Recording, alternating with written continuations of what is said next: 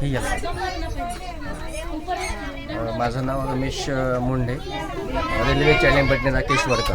हा उपक्रम जिल्हा महिला बालविकास विभाग, महाराष्ट्र शासन, जिल्हा महिला बालविकास अमरावती, जिल्हा बाल संरक्षण कक्ष अमरावती यांच्या अंतर्गत रेल्वे चॅलेंज बटनेरा प्लॅटफॉर्म क्रमांक 1 वर 24 तास कार्यान्वित करण्यात आलेली आहे।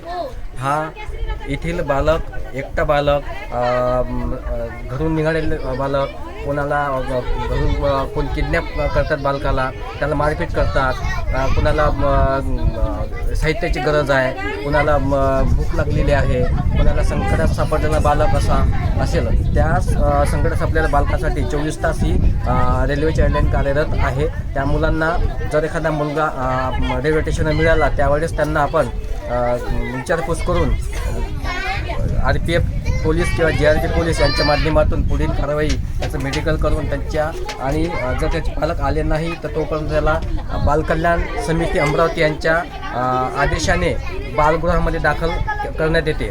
अमरावती जिल्ह्यामध्ये इथे 2-3 बालगृह स्थापित झालेले आहे।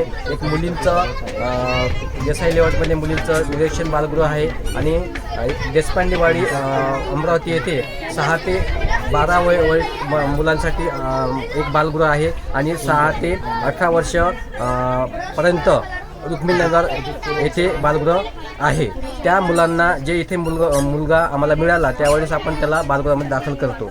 हा रेल्वे चॅलेंजचा मुख्य कार्य आहे। त्याच्याच त्या रेल्वे स्टेशनवरील पालक जे येतात किंवा प्रवासी येतात त्या प्रवासी लोकांना आपण चाइल्ड हेल्पलाईन 10 नंबर यांची माहिती देऊन त्यांना पत्रक देऊन जनजागृती करण्यात येते। त्यांना प्रत्यक्ष आउटरीच केलं जाते। जनजागृतीचं माध्यम म्हणून आपण त्यांना प्रत्यक्षात पत्रक 10 नंबरचे पत्रक देतो आणि चाइल्ड हेल्पलाईनची माहिती सांगतो।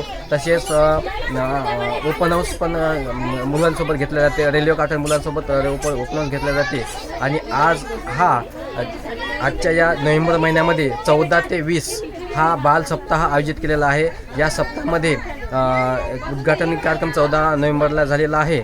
त्या कार्यक्रमाला माननीय जिल्हा बाल संरक्षण अधिकारी माननीय WS सर यांच्या हस्ते उद्घाटन झालेलं आहे।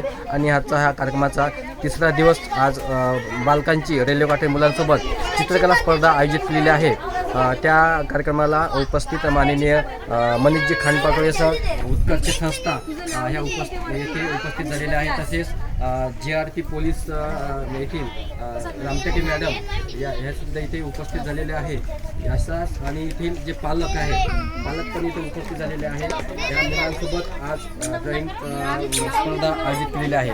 तसेच हा बालविवाह मुक्त महाराष्ट्र 100 दिवसाचा कार्यक्रम जिल्हा महिला बालविकास, जिल्हा महिला बाल संरक्षण कक्ष यांच्या अंतर्गत हा बालविवाह मुक्त महाराष्ट्रासाठी 100 दिवसाचा कार्यक्रम आयोजित केलेला आहे। संपूर्ण अभियान संकल्प आहे, म्हणून संपूर्ण महाराष्ट्र हा बालविवाहमुक्त झाला पाहिजे। आपला अमरावती जिल्हा बालविवाहमुक्त झाला पाहिजे असं आदरणीय कलेक्टर साहेबांनी बैठकीत असं आवाहन केलं आहे आणि संकल्प अभियान सुरू केलेलं आहे। त्याचप्रमाणे हा पूर्ण महाराष्ट्रामध्ये चालणार आहे। म्हणून आपल्या रेल्वे काठरमध्ये सुद्धा प्रवासी येणाऱ्यांना सुद्धा ही माहिती झाली पाहिजे, यासाठी आपण हा जनजागृती कार्यक्रम आयोजित केलेला आहे।